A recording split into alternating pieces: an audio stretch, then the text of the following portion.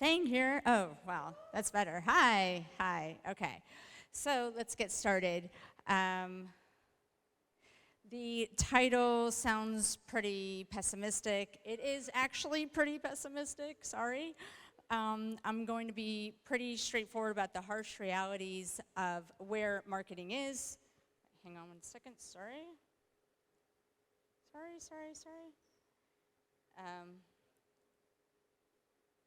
And the harsh realities of where marketing is and what are the basic formulas to implement in order to allow the science of marketing to work for you.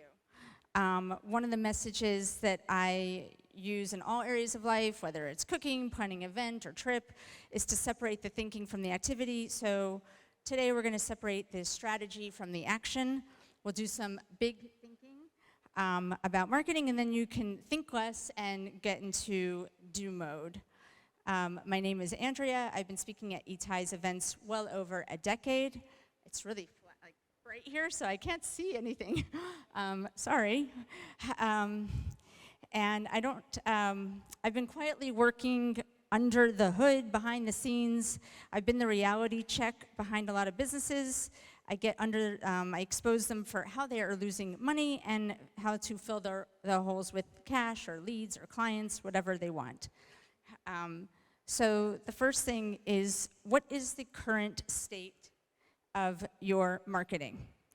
Like, if you had to give it a grade or score, what would you say? I find a lot of people are either like half full, half empty, like real life, pretty optimistic about it, or pretty pessimistic. But how does business work? It's not too dissimilar to life. You can probably successfully stay married and keep kids alive with somewhere over 50% effort. You know, you can eat crap, and it's the same with business. Meaning much of our life is surviving and often thriving through less than optimal conditions. So I guess the same is true for our business, which also means, similar to those other areas, that just because it has a pulse and is beating, you can do a lot with your kids, your relationships, your health, and your business to thrive and outperform. It's because, and that's why I say take a pause, because marketing can be overwhelming. Like parenting, like relationships, like health, it's overwhelming. Most businesses started because someone had an idea or a passion project, and that doesn't mean that they are marketers. That means that they want to start a business. And that business requires marketing in order to convert your passion into someone else's need. And that's not so easy. It may sound easy when you're in your basement or you're scouring GoDaddy for the perfect domain because you just came up with the next greatest thing, but executing on it and getting others to join in on your vision is an entirely different animal. And if you're the business owner and not the marketer, you need to rely on others to help bring that into reality, which can be frustrating and also overwhelming. Any marketers here in the house employed or working in consulting? If yes, it also means that those of you who are out there working in marketing, you're in a very good position for your careers for the foreseeable future. If we had time, we get to it later, but my time was cut short, so we're not. And if you heard what Devin said, he said that he lets his bot schedule his appointments because it's more reliable than a human. So that means, you know, even as marketers, there's a lot that we have to improve. So the things we're going to, cover is how to market effectively, get clients, customers, partnerships, sales, etc., and how to make more monies, leads, downloads, etc. And by explaining to you how to market more effectively, it's going to showcase for you where you are sucking.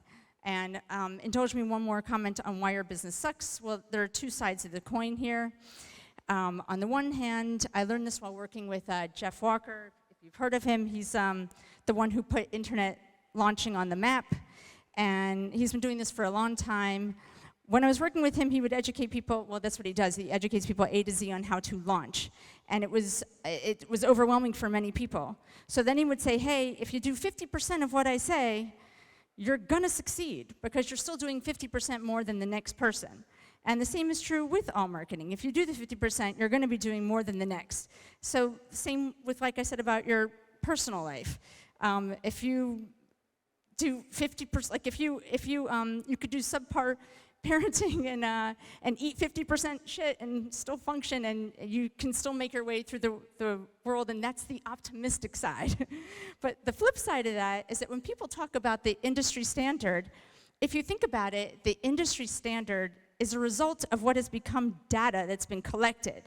And the data that's been collected is no different than saying that 50% of marriages end in divorce.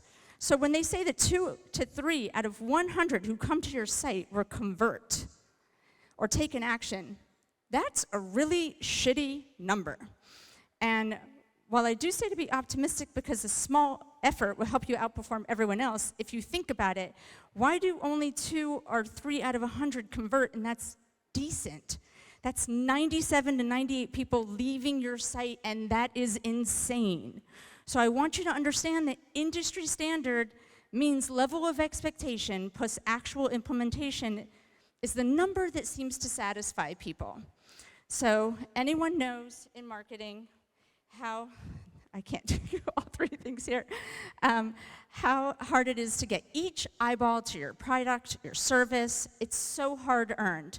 So to settle for that number, just because it's industry standard, means that we can do better. We actually can.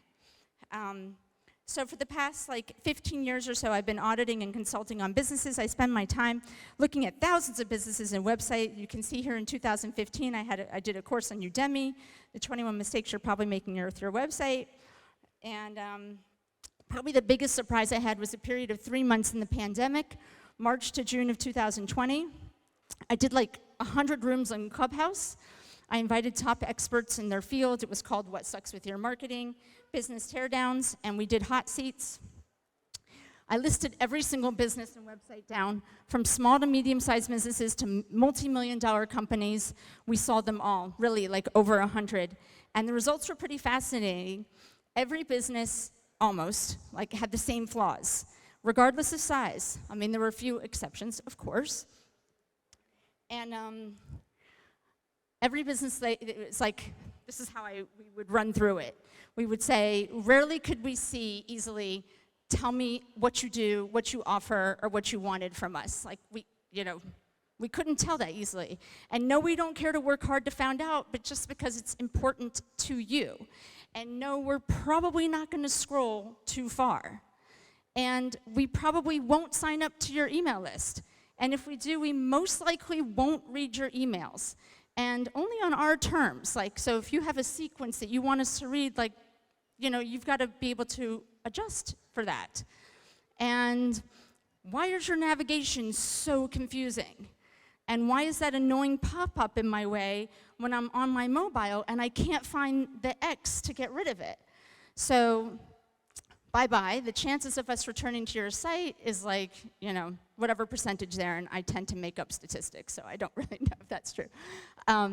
So unless we're impulsive.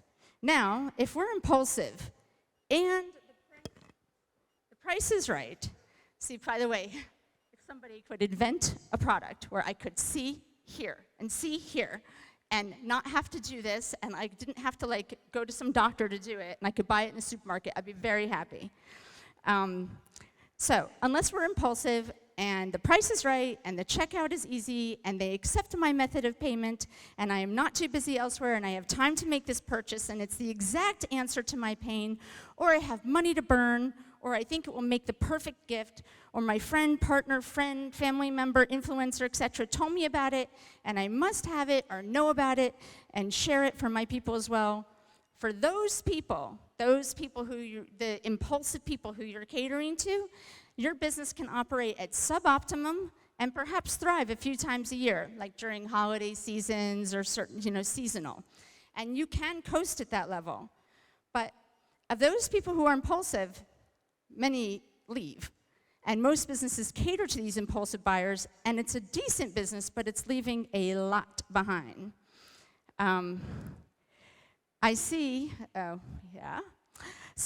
time and time again, businesses take existing resources and where will they spend them? On those people who purchase right away, because it's a quick return. But what about the people who need time? people who need to warm up, as they say, industry standard, take 7 engagements with your brand before they convert. So then you're left with a majority of people who will not purchase or leave, who are engaging. And I'm sorry if I'm talking largely e-com terms, it's just easy, but this is relevant across, all business. So what about the repeat buyers also? Like, where do those people fall in? And what about those people who, because of who are impulsive, but they jump ship because it's too expensive, they're busy, it wasn't what they needed, and they just stop. So let me first say this first about the repeat buyers. The 2 most important words in business are order and repeat order, download, subscribe, sign up, annual plan. You get the idea. So the impulsive 70%, only a handful end up completing whatever action you want them to take, and the discerning buyers who need more engagement, those who are the warmed up ones, those are the ones that you want to come back because those are the ones who become business loyalists. And how do I know you're losing them? Well, I don't know how much more time I have. 2 minutes. Okay, I got cut short here, so anyways, no, this is fine. This is like supposed to be an hour-long session. I squeezed it into 20 minutes, now 10. All right, anyway. The formula for profit is, I'm just going to read through this quickly, the offer, copy, and usability. And this is a typical value ladder. Everybody, you should know these value ladders. They're familiar. I have my own version of a value ladder. I'm going to show you in a second. The core offer is what you're known for. It doesn't matter if you have 100 products or 10 offices or whatever it is, there's still a core offer, what you're known for. All right, I don't have time for this stuff. So your value ladder, here's your core offer, and these are all different offers, whether they're more expensive or less expensive. This is still your flagship. You could have multiple ones. But the value ladder that really matters, there's 2 things. There's your inbound leads, and there's your cash registers. That's how I like to talk about it. You have people coming in, and you have a way that you're converting. And money, cash registers, I'm using money as the gender neutral term for whatever money is for you, whatever you call income, clients, downloads, whatever. We all know the stages of a customer from cold into fan.